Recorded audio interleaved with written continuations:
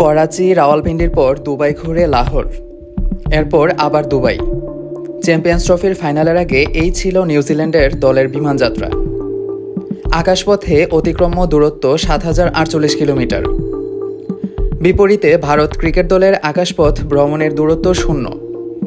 রোহিত শর্মার দল চ্যাম্পিয়ন্স ট্রফির জন্য সেই যে ১৬ই ফেব্রুয়ারি দুবাই শহরে পা রেখেছে, এখন পর্যন্ত আছে সেখানেই। অন্য সব মানদণ্ড একপাশে সরিয়ে রাখলেও শুধু ভ্রমণযোগ্যের কারণেই আগামীকাল চ্যাম্পিয়ন্স ট্রফির ফাইনালে বেশ খানিকটা এগিয়ে থাকার কথা ভারতের।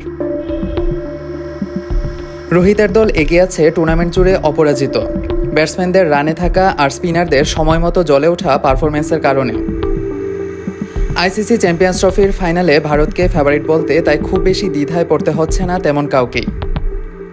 তবে মুদ্রার অপর পিঠে আছে অন্য বাস্তবতাও। চ্যাম্পিয়ন্স ট্রফি জিতে সাদা ব্লেজারটা পরার বড় দাবিদার যে কালো জার্সির নিউজিল্যান্ডও। ২০২৩ বিশ্বকাপ সহ এ নিয়ে ৫০ ওভারের আইসিসি টুর্নামেন্টে টানা দ্বিতীয় ফাইনাল খেলছে ভারত।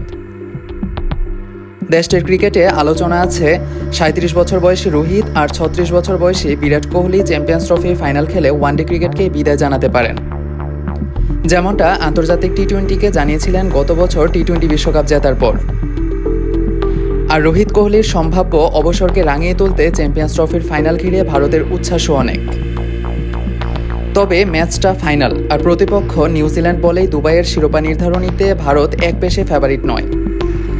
সবচেয়ে তাজা স্মৃতি তো ২০২৩ বিশ্বকাপেই। বছর দেড়েক আগের সেই টুর্নামেন্টে ঘরের মাঠে টানা ১০ ম্যাচ জিতে ফাইনালে উঠেছিল রোহিতের দল, যার মধ্যে সেমিফাইনাল সহ ২টি জয় ছিল নিউজিল্যান্ডের বিপক্ষেই। কিন্তু তুমুল ফেভারিট হয়েও ফাইনালে অস্ট্রেলিয়ার কাছে থমকে গিয়েছিল ভারত। আর নিউজিল্যান্ডের বিপক্ষে ফাইনাল তো ভারতের জন্য আরও বড় ভাবনার। এখন পর্যন্ত দুবার আইসিসি টুর্নামেন্টের ফাইনালে কিউইদের মুখোমুখি হয়েছে ভারত। প্রথমবার ২০০০ সালের চ্যাম্পিয়ন্স ট্রফিতে, দ্বিতীয়বার ২০২১ টেস্ট চ্যাম্পিয়নশিপ ফাইনালে। দুটিতেই জয়ী দলের নাম নিউজিল্যান্ড।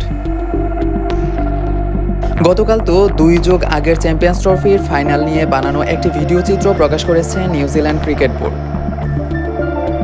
২৫ বছর আগে একই মঞ্চে একই প্রতিপক্ষ শিরোনামের ভিডিওটি সামাজিক যোগাযোগ মাধ্যমে পোস্ট করার দুটি দিক আছে।